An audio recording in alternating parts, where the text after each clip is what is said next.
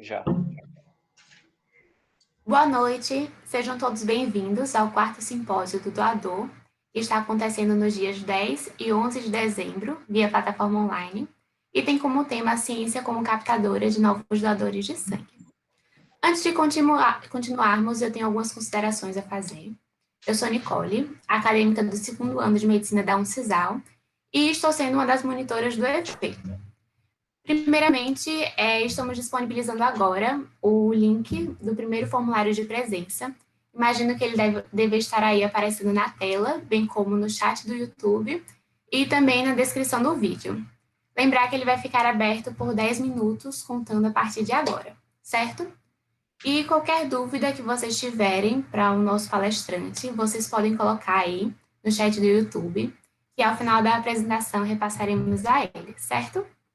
Pois bem, daremos início agora à apresentação de tema Doença falciforme e sua intervenção dolorosa na vida do paciente, que será ministrada por Elvis Silva Magalhães.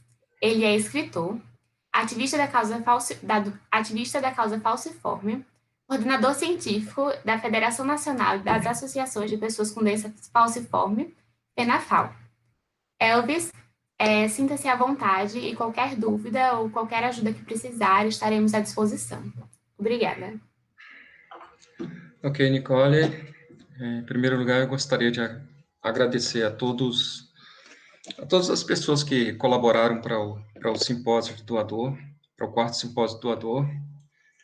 E, para mim, sinceramente falando, uma satisfação estar com vocês, né, para falar de um tema que é de extrema importância, que é o tema da doença falciforme, né, e principalmente falar de dor na doença falciforme. Eu sou, como ela disse, coordenador da federação, coordenador científico da federação, e a gente está junto com 56 associações no país, né, trabalhando pela causa da doença falciforme. Essa é uma história que começa há 30 anos, mais ou menos, né, com pessoas que tiveram a coragem de entrar no Ministério da Saúde e pedir visibilidade para a doença falciforme. Eu sou transplantado, eu fui um dos primeiros brasileiros a transplantar medula óssea para a doença falciforme. Até hoje, poucas pessoas sabem, mas o transplante de medula óssea é a única forma curativa dessa doença, né? Que é uma doença genética hereditária. Na época, eu fui transplantado com verba de pesquisa da USP, né, da FAPESP. E os pioneiros nesse transplante foram Júlio César Voltarelli e a equipe da doutora Belinda Simões, lá no Hospital das Clínicas da Faculdade de Medicina de Ribeirão Preto. Era algo pioneiro, de certa forma arriscado transplantar, né, porque eu tinha algumas sequelas da doença falciforme, eu tinha, na época, já um grau de hemosiderose, que é o acúmulo de ferro no fígado, e eu era um paciente com 38 anos. Para eu transplantar nessa época, eu já tinha, na verdade, um doador compatível, que era o meu irmão, Helder, que nós sabíamos que ele era compatível comigo há mais de 7 anos. Eu tinha uma HLA mostrando que ele era compatível, mas era difícil achar uma equipe que tivesse coragem de me transplantar. Essa foi uma luta muito grande. Eu fui aquele paciente que eu nasci em 66, eu já tinha perdido uma irmã, né? Eu fui diagnosticado com 2 anos de idade e eu enfrentei o que muita gente ainda enfrenta na doença falciforme, né? Que é a questão das crises de dores, que são as mais terríveis que vocês podem imaginar. Eu tinha úlceras na região do tornozelo, que se chama de úlceras maleolares, que eram de difíceis cicatrizações. Elas demoravam 2 anos para fechar. Eu internava muito por conta de pneumonia de repetição, né? Isso é muito comum na falciforme.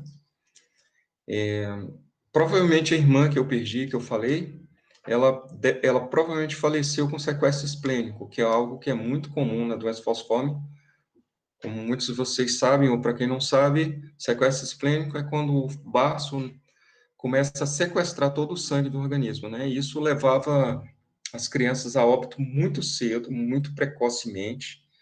Eles dizem que na década de 80, 70 e 80% das crianças faleciam antes de completar 5 anos. E um dos fatores principais era por não ter algo que diagnosticasse a criança logo que ela nascesse.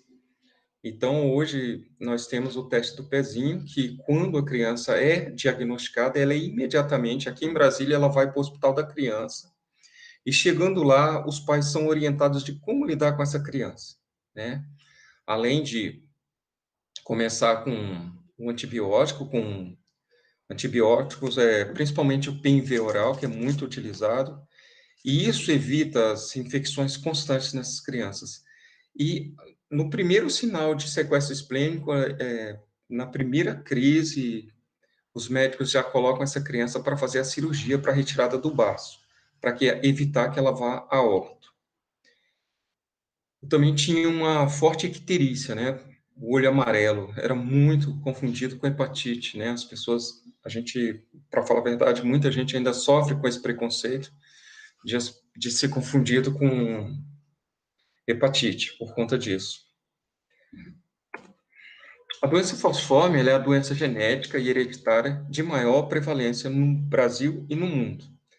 Ela foi a primeira vez diagnosticada em 1910, o primeiro relato clínico do Dr. Eric, lá nos Estados Unidos. Foi um negro de Granada, que o Dr. Eric observou que o sangue dele tinha um formato de foice, que era a ferramenta que era muito utilizada, então foi o que ele usou, né? Ou seria de meia-lua.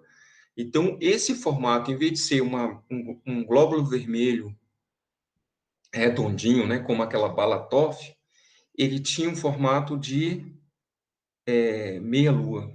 E isso faz com que essas células elas tenham dificuldade de circulação, né? Além dela ser muito frágil e destruir com muita rapidez, como vocês sabem, inclusive isso gera muita bilirrubina no sangue, né? Porque a bilirrubina é um dos componentes que acaba sobrando, ela e o ferro.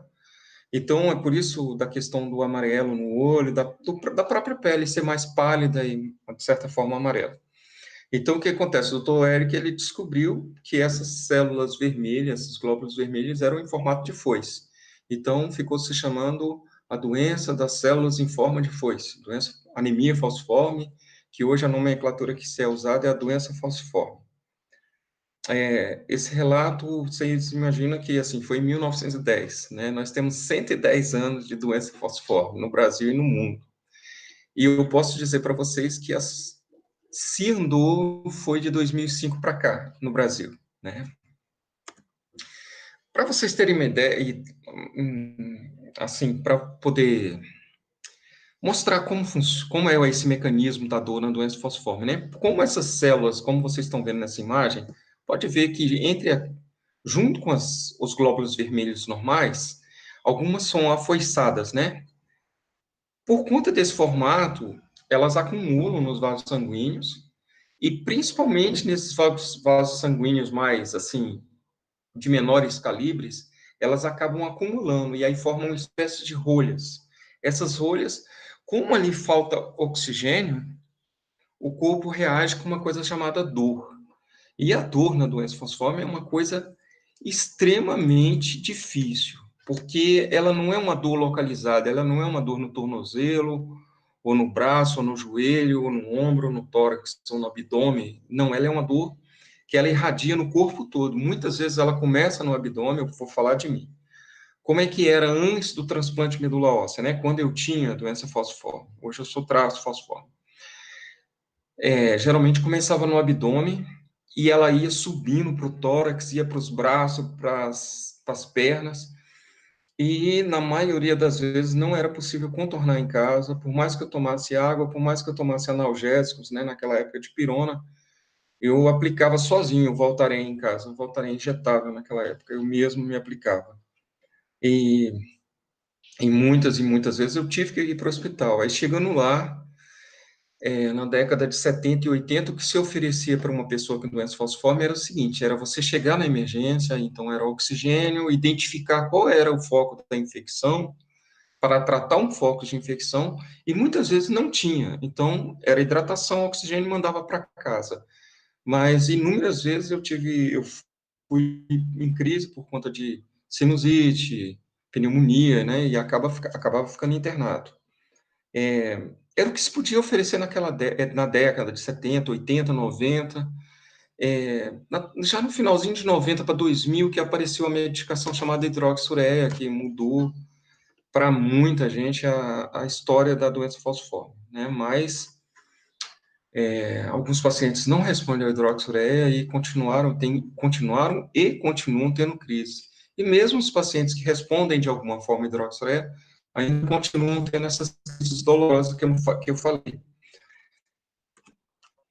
O que que acontece? Ontem à noite eu estava pensando, né, mas falar da dor minha só, eu não achei que era justo com todas as pessoas com falciforme. Eu sou coordenador aqui em Brasília também da ABRADFAL, que é a Associação Brasileira de Pessoas com Doença Falciforme. E aí, o que que eu fiz? Eu coloquei no grupo da ABRADFAL, que é a nossa associação, que as pessoas falassem da dor dela. Eu falei, gente, amanhã tem uma apresentação sobre dor, e eu queria que vocês me dissessem como vocês sentem essa dor, como é para vocês isso aí. Eu vou ser sincero, minha caixa encheu, porque quando você fala de dor, que é o principal ponto da doença falciforme, eu acho que é a coisa mais difícil de lidar na doença falciforme, porque de qualquer forma, se você falar da dor, você vai falar da dor o quê? Da dor que eu te falei, que desencadeia por essa questão das rolhazinhas que vão formar, mas também a gente pode falar de uma dor, por exemplo, de uma úlcera de tornozelo, né, que tem que, às vezes, sofrer debridamento. Você vai falar também da dor, por exemplo, do priapismo. A gente não tem como falar de uma dor só. Aí eu achei que era justo que as pessoas com doença falciforme do nosso grupo não dava para abrir, porque senão não ia ter slide que desse conta de mostrar, de representar tanta gente falando. E aí, como vocês podem ver, eu recebi inúmeras mensagens, eu selecionei algumas, porque senão ia encher todos os slides só com isso. Mas são relatos verídicos, né, nosso grupo. E aí vem, assim, uma pessoa que diz, é uma dor imensurável, difícil de escrever, como se estivessem esmagando meus ossos, como se estivesse sendo esmagada por um rolo compressor. Outra pessoa fala, né, um pai que eu conheço, que é muito dedicado a 2 filhos, ele tem 2 filhos com falciforme, ele diz o seguinte, que o Vitor Hugo, né, que é o filho dele, falou que não tem parâmetro para comparação, nunca sentiu nada igual, uma dor por dentro do osso, como se fosse trincar, com suores, Rafael, aí ele fala, né, tudo mais. E aí tem outra mãezinha que fala, a da Bia começa nas pernas e sobe para as costas, perto da lombar. Se ficar nas pernas, ainda resolve, mas se for para a lombar, ela é interna. Um outro rapaz, ele coloca em letras maiúsculas, né, para dar o grito dele sobre a questão da dor. Ele fala, todas as crises que eu tive, de 0 a 10, foram com certeza 10. Muitas vezes começavam nas articulações, nos joelhos, no calcanhar, se alojavam no quadril, sensação de um prego perfurando os ossos. Chorava e gritava para o hospital todo escutar. Isso aí me identifica muito, porque eu era aquele paciente que eu entrava desesperado e eu gritava, pedindo, e muitas vezes esse paciente ele tem que tomar morfina para resolver. Não resolve com medicação normal. E aí nós temos outras pessoas, né, falando, né, uma mãe falando, Cadu está há muitos anos sem crise, mas lembro que a reação que me dava era sempre a dor na barriga. Eu chorava quando ele internava, eu tinha que ir para casa buscar as roupas e resolver algo. Chegava em casa e chorava muito. Eu fiz questão de colocar os relatos dos pais também, sabe? Porque um pai e uma mãe observando um filho tendo dor é uma coisa triste de se ver, né? E aí vem uma menina e fala, infelizmente perdi meu irmão, hoje faz 9 meses. Não gosto nem de pensar como ele passou os últimos dias de vida. Quando eu tenho dor nos pés e nos joelhos, não ando como nunca durmo também, só choro de muita dor. E aí nós temos Boa Tarde, Elvis, é uma intensidade que com certeza é 10, Começa pelos membros, braços, pernas, quadril. A sensação é do osso pulsando terrivelmente, terrível. Sempre chorei, mesmo com 26.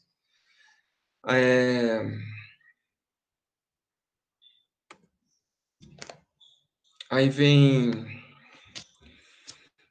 uma outra menina falando, né, que é como se estivesse quebrando, se os ossos estivessem esmagando. Uma outra fala é uma pulsação que mexe com tudo, você não consegue ficar quieto, porque parece que vai ficando quieto, ela vai melhorando, mas a dor intensa, não gosto nem de lembrar. E nós temos outros aqui, né, e um pai também fala, olha que quase nesses 20 anos de muita luta, que eu estou, uma coisa que eu aprendi é que não se pode calar. Eu entendo mais de falciforme que muito clínico geral, e isso é uma verdade, a gente sabe que muita gente sabe mais, pais e mães, né, sobre a questão da dor e das dificuldades. Na última internação, entrei no hospital com a Bia, com dor, no caso, do grau 7. E aí, na verdade, é agora que o pai fala, né? Foi complicado. Várias vezes, depois da internação, choro muito no banho. Eu acho que a minha ficha cai e vejo o quanto é difícil nossa luta. Vem outros relatos, né? Que fala da dor, né? Que começa no que é próximo do cóccix, e aí lateja, a criança chora muito. Aqui tem muitos relatos de crianças, tá, gente? De adolescente, de adulto também, né? E aqui tem uma mãezinha que fala quando ela perdeu uma filha. No ano passado, ela esteve com a gente numa audiência pública aqui na Câmara Legislativa, e ela me relatou que tinha perdido a filha, tinha poucos meses. É triste você ver essas coisas. E vem uma outra pessoa e fala que ficou sem andar, né? Outra pessoa fala que é uma mãe também, que infelizmente perdeu o filho dela, eu também conheço, é minha amiga pessoal, que eu posso falar o nome dela, o nome é Maura, perdeu 2 filhos com falciforme, né? E ela fala a dor do desamparo, a dor que alguém ignora quando você precisa muito dela. Isso deixava os meus filhos, por isso nunca deixava meus filhos sozinhos enquanto eram assistidos. E aí outra mãe fala que a filhinha dela ficou 2 meses sem andar quando tinha 2 anos, né? Talvez ela tenha tido aquela síndrome mão e pé. E é isso, é difícil ler esses relatos, porque eles são relatos muito de pessoas muito próximas, são relatos das pessoas que representam a dor das pessoas com doença falciforme do Brasil inteiro. A gente está falando de provavelmente 50, 60 mil pessoas com doença falciforme no Brasil, né? E quando eu fui para o transplante em 2005, quando eu voltei com uma vontade enorme de fazer alguma coisa para mudar a história, para ajudar a mudar a história, né? Porque, na verdade, a gente não faz nada sozinho. Então, eu me juntei a pessoas no movimento social. E a minha ideia era de tentar fazer algo pelas pessoas que sofriam aquilo que eu vivia antes do transplante. Eu vou completar 16 anos de transplante, nunca mais tive crise de dores, eu tinha muito priapismo também, para quem não sabe, priapismo é ereção involuntária. Ela acontece sem nenhum motivo, sem nada que provoque, e ela é uma ereção que ela pode demorar 3, 4, 5, 6 horas. A gente sempre orienta os pacientes do sexo masculino a procurar hospitais e cuidar e procurar recursos, porque o priapismo, depois de algum tempo, ele pode levar à perda da função, né? Então, o que acontece? A gente fundou a associação em 2009, hoje eu faço parte também da federação, eu sou coordenador científico, e como é que a gente podia mudar esse cenário, né? O que a gente pode fazer para mudar esse cenário? E a gente fala, eu não posso falar no passado, eu não posso falar no passado, porque, na verdade, tudo que se foi feito começou lá atrás de pessoas que eu nem conhecia, né? Pais e mães que se reuniram para fundar uma federação, para incentivar outras associações no Brasil inteiro, e hoje tem 56, trabalhando muito pela causa da doença falciforme. E o que a gente faz como movimento social, como federação, como associação? A gente incentiva as doações de sangue, a gente está num simpósio que fala de doação de sangue, que é extremamente importante. eu acho que não existe nenhum cliente, digamos assim, do sangue maior do que o número de pessoas com doença falciforme, porque a grande maioria precisa de transfusão de sangue, eu tomei centenas delas durante a minha vida, eu inclusive peço para que vocês compartilhem a ideia das pessoas doarem sangue, porque na doença falciforme ainda tem aquela questão do fenótipo, né? Algumas pessoas vão criando o fenótipo e vai ficando cada dia mais difícil conseguir sangue para essa pessoa. O sangue que não é fenotipado, ele muitas vezes o corpo destrói sem utilizar ele. Isso é uma coisa técnica, não vou entrar nesse mérito. A gente incentiva a doação de órgão, que eu também sou transplantado de fígado, né? Apesar do transplante de medula óssea, eu fiquei com aquela sequela da hemociderose que eu citei, e há 2 anos e pouco atrás eu tive que transplantar um fígado também, porque meu fígado foi à falência.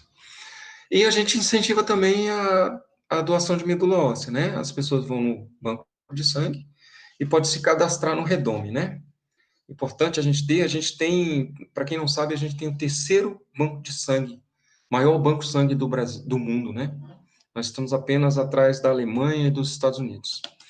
A gente luta por novas terapias, a gente tem ouvido e trabalhado para que mais pessoas, para que sejam implantadas essas novas terapias no Brasil.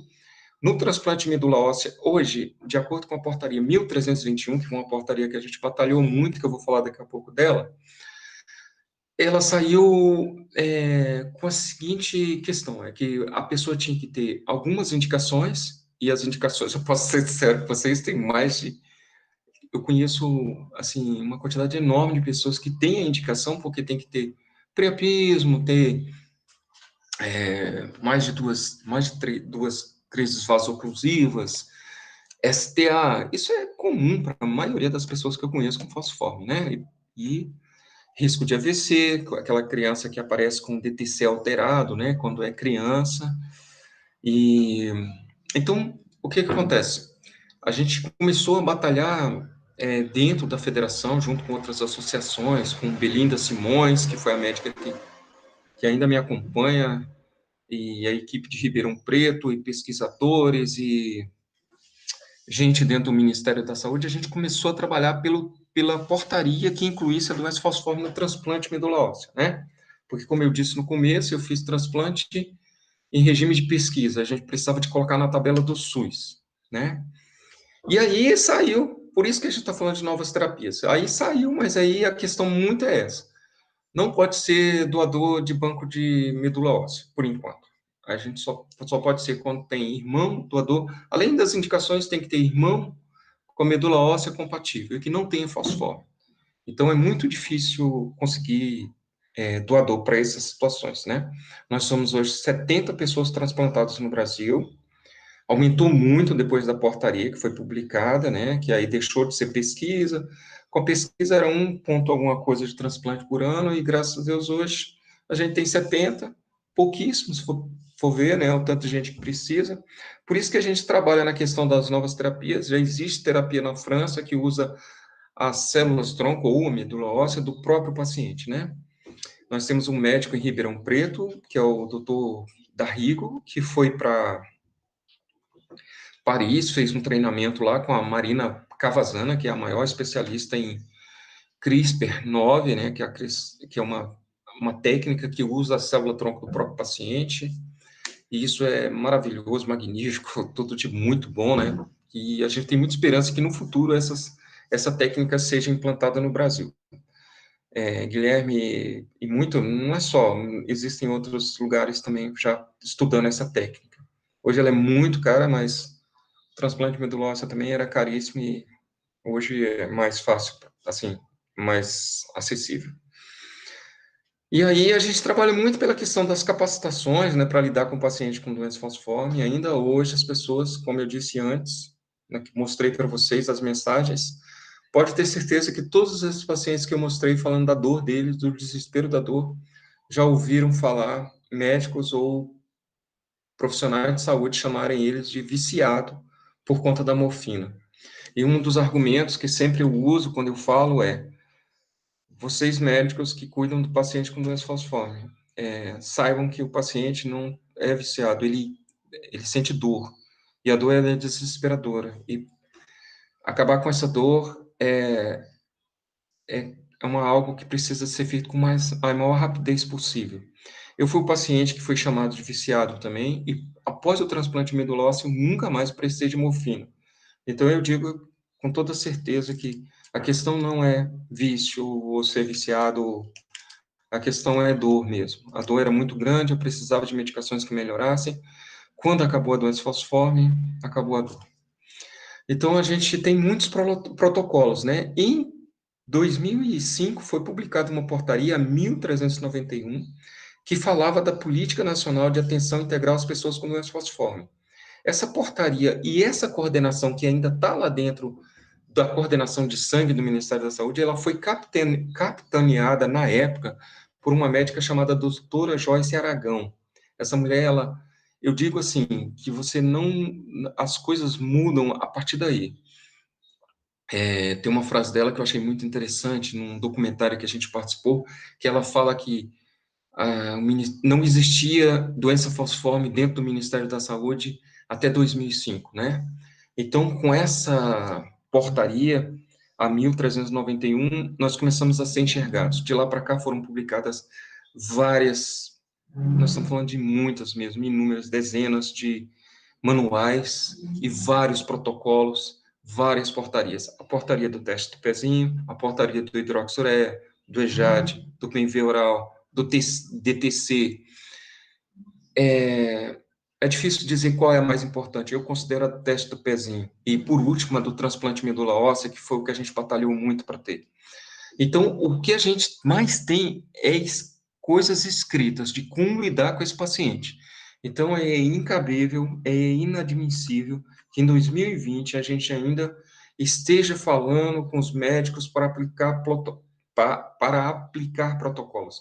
Em Brasília, nós temos portaria publicada em Diário Oficial que diz, dentro dessa portaria, como os médicos devem lidar com esses pacientes. Mas até hoje eles enfrentam dificuldade, na hora de entrar para a emergência, a gente conseguiu a garantia da pulseirinha laranja e vermelha, dependendo da situação, mas ainda enfrentamos uma dificuldade enorme na emergência. As medicações estão em dia aqui, os atendimentos estão bem, as transfusões estão sendo feitas, né? Tem paciente que precisa de fazer troca de sangue a cada 40 dias, que era o meu caso, antes do transplante.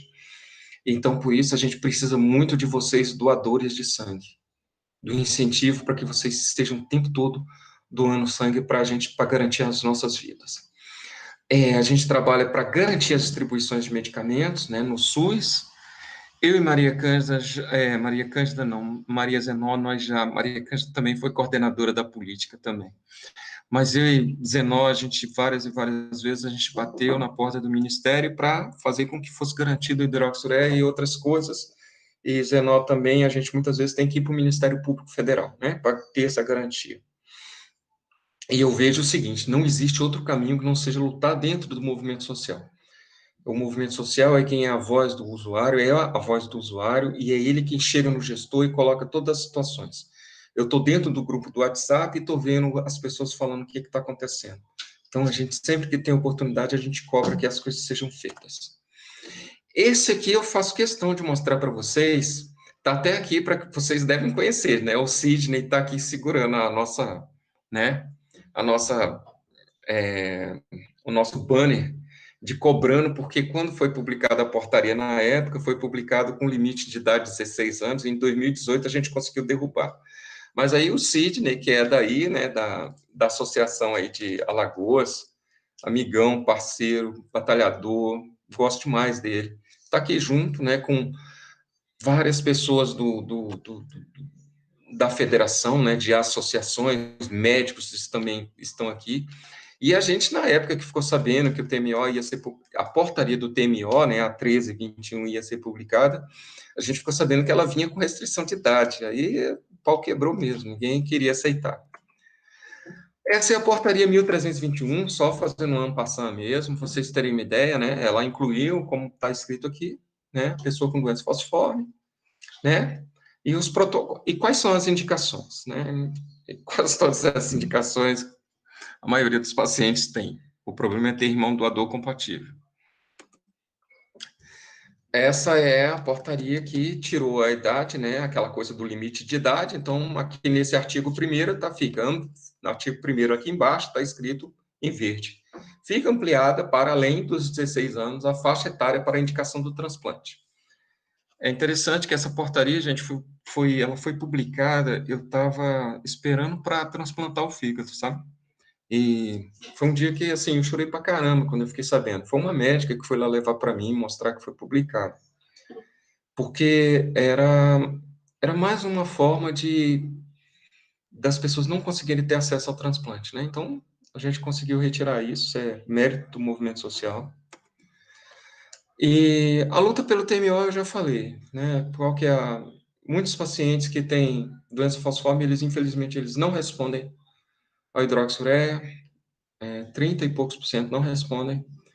Muitos são aluminizados, ou seja, não têm dificuldades para arrumar sangue, precisam de uma quantidade enorme de doador de sangue para conseguir sangue para eles.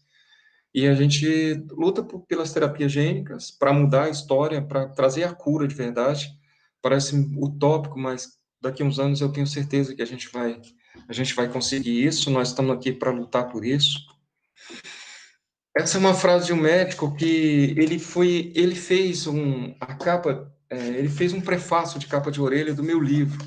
Eu até queria mostrar para vocês. Eu coloquei ele, a gente conseguiu junto à editora um exemplar para ser sorteado.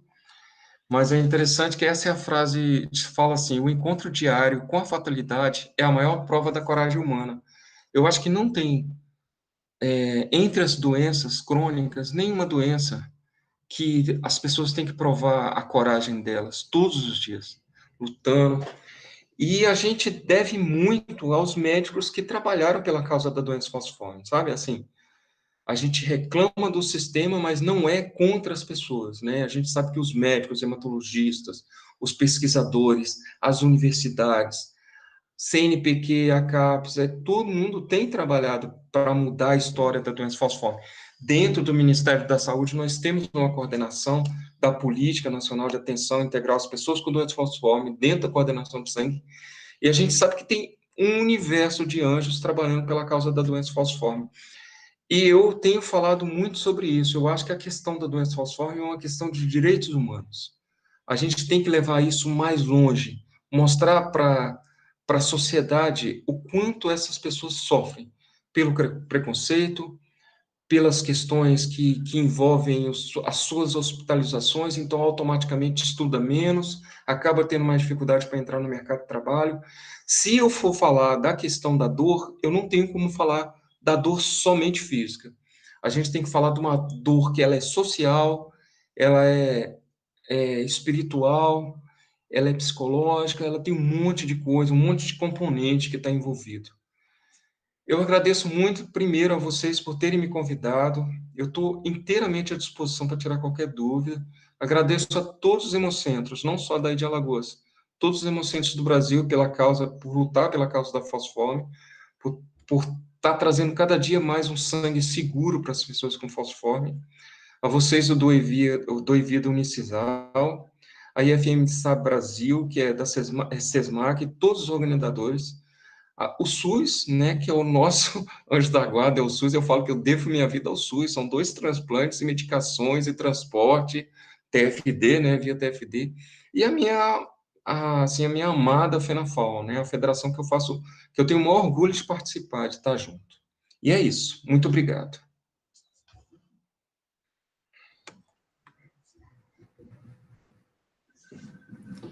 Elvis, Isso. temos aqui algumas dúvidas que nos mandaram.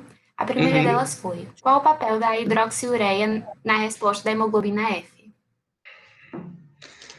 Eu sou paciente, mas como a gente acaba lendo muito, vendo muita palestra, né?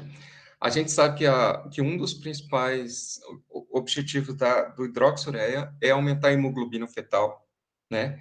Tem gente que dá sorte de ter já uma hemoglobina fetal aumentada, e aí o hidroxiureia, tipo, turbina ela, né? Vai lá para cima.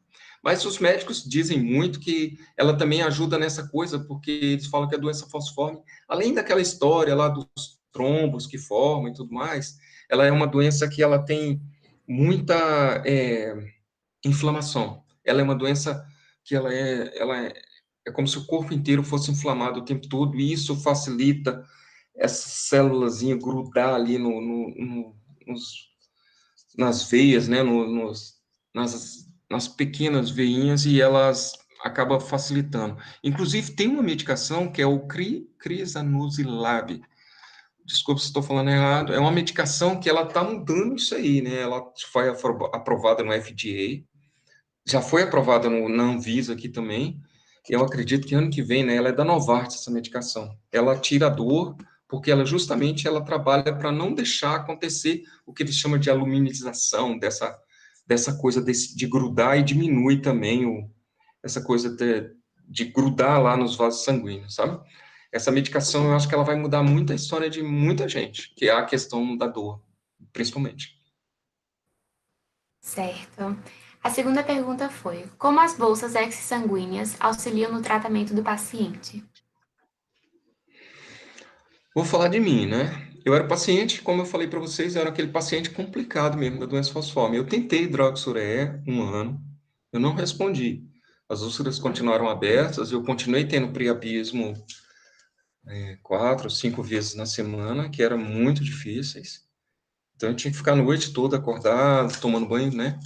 E aí, quando eu fui colocado para fazer o hexa sanguíneo, fazer a troca, né, que eles chamam, eu senti uma melhora, facilitou, assim, diminuiu mais, mas era muito complicado, porque eu também era aquele paciente que tinha dificuldade para conseguir sangue, então não dava assim, nem sempre eu fazia certinho, né? Que muitas vezes não tinha um doador, e principalmente naquela época, né, de doador com fenótipo e tudo mais. Para ser sincero, nem tinha doador fenotipado naquela época, para ser sincero, né? Hoje, graças a Deus, isso facilitou, melhorou. A terceira pergunta foi: o que se sabe até agora sobre o transplante de medula óssea no auxílio da cura falciforme? Olha, se você pega a pessoa que perguntou, né? Se você pegar o Google e botar transplante de medula óssea, doença falciforme, você vai ver assim centenas de artigos hoje, né? Porque o transplante de medula óssea em 2005 ele realmente era uma novidade, né? Mas assim, o argumento, inclusive, que a gente usou para o Ministério da Saúde, na época que a gente teve uma reunião com o ministro da Saúde, porque a nossa portaria do transplante ela começou a ser batalhada em 2010 e a gente só conseguiu ela em 2015. A gente teve que ir, tipo assim, 19 conseguiu uma reunião com o ministro da Saúde, nós sentamos na frente dele e já tinha passado todas as etapas, sabe? Câmaras técnicas, a gente já tinha o apoio do SBTMO, da BHH, já havia pareceres favoráveis. E aí, quando a gente sentou na frente do ministro, a gente falou para ele sobre isso, e eu mostrei